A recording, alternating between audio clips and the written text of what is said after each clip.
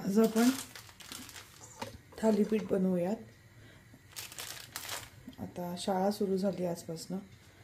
थालीपीठासाठी लागतं थालीपीठ भाजणी, मीठ चवीनुसार, हळद आणि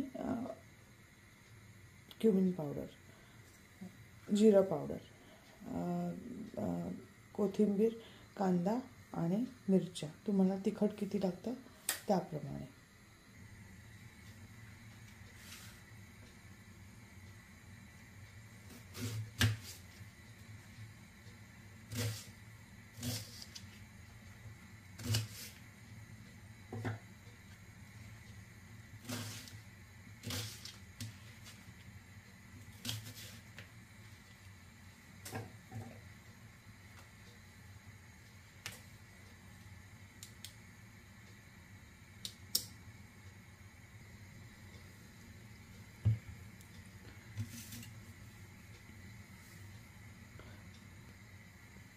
आता हा कापून घेतलाय कांदा, याच्यामध्ये आता मिरची कापून टाकूयात आपण आणि मळायला घेऊयात। एवढी बारीक कापून घ्यायची मिरची।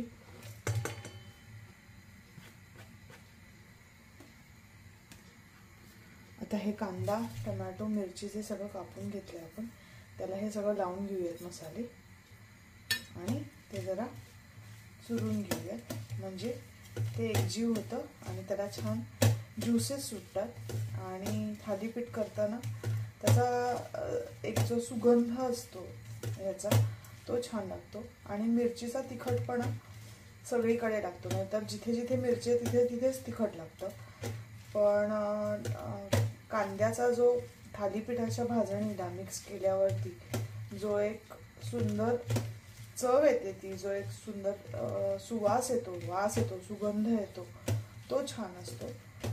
म्हणून जरा असं काढून घ्यायचं, चुरून घ्यायचं, थोडंसं दाबायचा तो कांदा हाताने। मी साधारण ह्याच्यामध्ये 2 थालीपीठ होती असं हे केलेलं आहे, तेवढं पीठ घेतलेलं आहे। तर त्याप्रमाणे तुम्ही किती जण खाणार त्याप्रमाणे घ्या। एका माणसाला साधारण आपण एक छोटी जी वाटी असते, या साईजची वाटी, ही जी छोटी वाटी आहे त्या अंदाजाने पीठ घ्यावं। आता आपण हळूहळू त्याच्यामध्ये पाणी घालून हे करून मिक्स करून घेऊयात, मळून घेऊयात आणि छान थालीपीठ थापायला घेऊयात। ही जी थालीपीठ आहेत ती मी तेलामध्ये तळत नाही।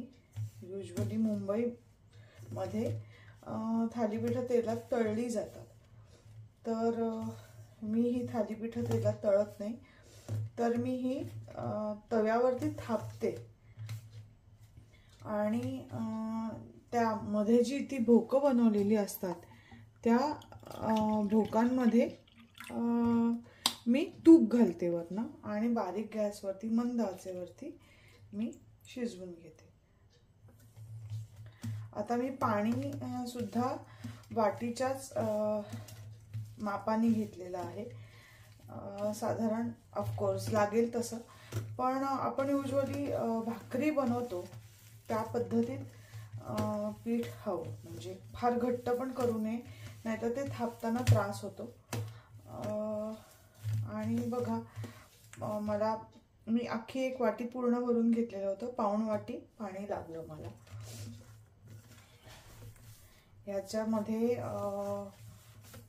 1.5 वाटी घेतलं होतं मी पीठ, 1 कांदा, 4 मिरच्या आणि कोथिंबीर, असं होतं हे मळल्यावरती। आता त्याचा तुमच्या हातात बसेल तेवढा गोळा करून घ्या, थोडं त्याला पाणी लावा हाताला आणि करून घ्या। त्याच्यानंतर तवा गारच आहे माझा, ओके, तव्यालाच थोडं मी आधी पाणी लावून घेते, म्हणजे तो जरा गोळा पसरेल, फिरेल, ओके। आणि छान पातळ, खूप पातळ पण नाही, खूप जाड पण नाही, असं थालीपीठ आपण थापून घेऊया। या थालीपीठाला एकच मध्ये भोग करायचं, म्हणजे मग बाजूच्या साईडनी ते व्यवस्थित छान मऊ राहतं। जर का तुम्हाला कडक छान आवडत असेल, खुसखुशीत आणि अशी कुरकुरीत आवडत असेल, चहा बरोबर डिप करून खायचं असेल, तर तुम्ही इथे एक भोग 1 2 3 4 असे पण भोग करू शकता। असं छान थापून घ्या।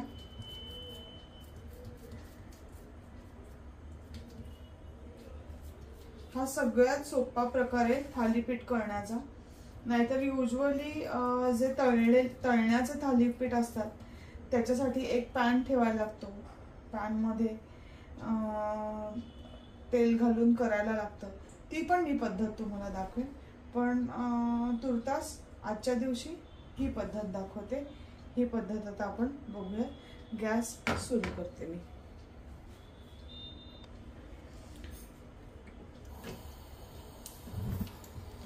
आता गॅस सुरू केलाय आणि मीडियम टू लो मध्ये ठेवलंय। आता ते व्हायला साधारण एक 5-5 मिनिटं जातील दोन्ही साईडनी व्हायला। त्याच्यासाठी त्याच्या आधी इथे हे मी म्हणलं तसं भोकामध्ये तूप घातलंय आणि बाजूनी थोडं तूप घातलंय इथून, म्हणजे ते आता आपोआप येत खालती। आणि नंतर गरम व्हायला लागलं की आपण त्याच्यावरती झाकण ठेवायचं। झाकण ठेवून बारीक गॅसवरती, म्हणजे ते सगळं शिजतं, नाहीतर कच्चं लागतं। हे बघा आता तूप मेल्ट होत चाललंय आणि बाजूनी आता बॉल्स यायला लागले, कड यायला लागले। आता ह्या पॉइंटला आपल्याला झाकण ठेवायचं आहे आणि त्याच्यासाठी आपल्याला 5-5 मिनिटं थांबायला लागेल। 5 मिनिटांनंतर पलटी करायचं।